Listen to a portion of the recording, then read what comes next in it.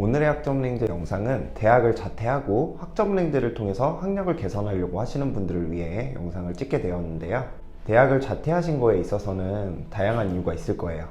대학을 진학했지만 대학이 마음에 들지 않거나 또는 학과가 마음에 안 들어서 또는 대학의 개인적인 사유로 제적을 당했다던가 여러 가지 이유가 있으실 겁니다.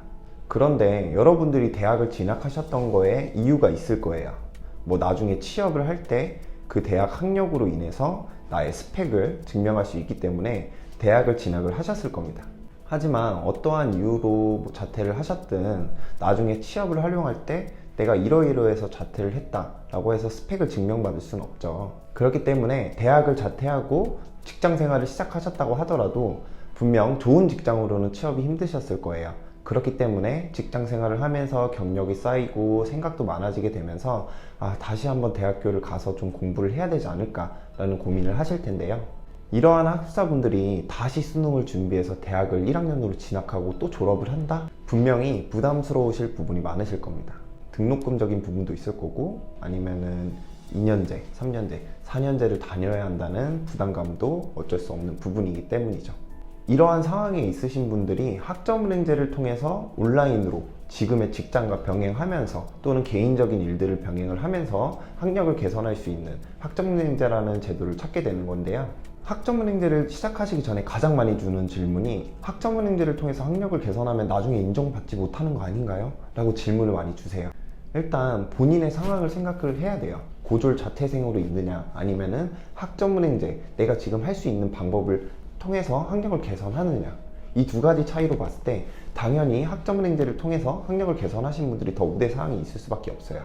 그런데 여기서 추가적으로 오프라인 대학교를 졸업한 사람과 학점은행제 대학을 졸업한 사람, 이렇게 두 가지로 비교해 봤을 때는 당연히 오프라인 대학을 졸업하신 분들이 우대를 받으실 수밖에 없습니다.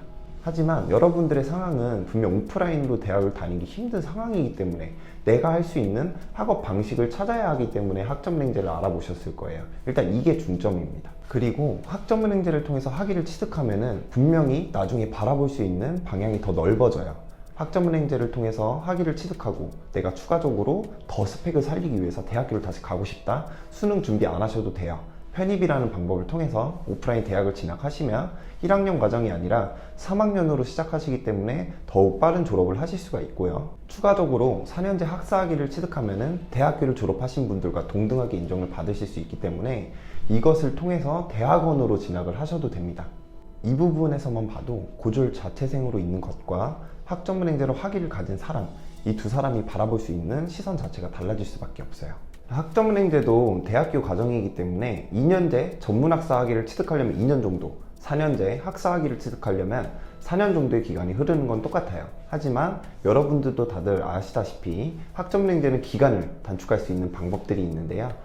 예를 들어서 전공 관련한 자격증을 취득한다던가 혹은 독학사라는 제도를 통해서 추가적으로 학점을 가져오는 방법으로 이제 기간을 단축할 수 있는데, 여기서 자퇴하신 분들, 대학에서 이수한 F학점을 제외한 나머지 학점을 추가적으로 활용하실 수가 있어요.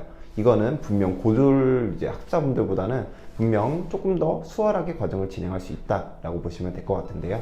자퇴해서 버리는 아까운 학점을 학점은행제로 다시 가지고 와서 활용할 수 있다는 장점을 가지고 있다고 보실 수 있겠어요.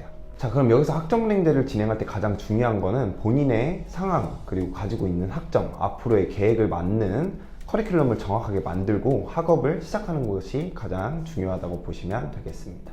이러한 부분에 있어서는 분명 이제 혼자서 개인이 커리큘럼을 만들기는 힘드실 거예요. 이러한 부분들을 제가 도움을 드리고 있는 거기 때문에 추가적으로 궁금하신 부분들은 댓글이나 카카오톡 링크를 통해서 말씀을 해주시면 되고요. 자, 이것저것 설명을 도와드리려고 또 이제 영상이 길어졌는데 제가 지금 설명드린 부분에 대해서 다 적어져 있거든요. 제가 한번 다시 풀이하고 그 다음에 종료하도록 하겠습니다. 자퇴 후 학점은행제를 선택하는 이유. 자, 1번 온라인으로 나의 학력을 개선할 수 있다. 자, 2번 여러 학점 이수 방법을 병행할 경우 더욱 빠르게 나의 학력을 개선할 수 있고 그를 통해서 내가 선택할 수 있는 범위가 넓어진다. 예시로는 편입이나 대학원에 활용을 하실 수가 있고요. 그 다음에 대학교를 자퇴했을 때 버려지는 학점들을 학점은행제로 가지고 와서 다시 재활용할 수 있다라고 보시면 되고, 그 다음에 편입대학원 진학 외로도 국가기술 자격증, 산업기사나 기사 자격증을 응시하실 수 있는 자격도 만드실 수가 있어요. 준비하시면서 추후 결정을 해도 되기 때문에 내가 뭘 할지 정확하게 내가 정해놓고 시작을 하시진 않으셔도 돼요. 물론 정해놓고 시작을 하신다면은 거기에 맞게끔 좀 더 준비할 수 있는 기간적인 뭐 여유라든지 방향을 더 잘 잡을 수 있는 거는 맞지만, 그동안 그 기다리는 기간 동안 수강을 해 나간다면은 그만큼 기간이 절약되는 거기 때문에 먼저 수업을 시작하시면서 차근차근 내가 방향을 어떻게 잡을지 설정을 해도 됩니다. 대충 나는 편입을 할 예정이다. 학점문제를 통해서 편입을 할 예정이다. 대충 어떤 전공으로? 자, 나는 추후에 대학원을 갈 예정이다. 대충 어떤 전공으로 정도까지만 파악을 해 놓으시면서 수강을 하시고 나서요, 그 다음에 내가 정확하게 어떤 대학원, 어떤 대학교를 어떤 전공으로, 어떤 편입으로 이제 진학을 할 거다라고 천천히 결정을 하셔도 상관이 없다고 보시면 될 것 같아요. 자, 이 부분도 정확하게 알고 계셔야 되는 부분이죠. 전문학사 2년제 학위고 80학점이 필요하다. 평균적으로 고졸학사분들은 1년에서 1년 반인데요. 자퇴하신 분들은 평균적으로 1년 정도 과정으로 전문학사를 준비하고 계시고요. 학사학위 같은 경우에는 이제 4년제 학위라고 보시면 됩니다.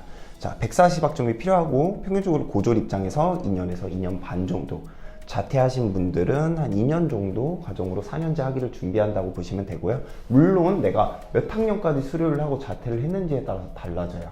뭐 진짜 빠르면 1년만 해도 학위를 취득하실 수도 있어요. 자, 이제 대학으로 일반 편입을 지원하실 수 있어요. 전문학사는. 그리고 학사학위는 대학으로 일반 학사 편입 지원도 가능하고요.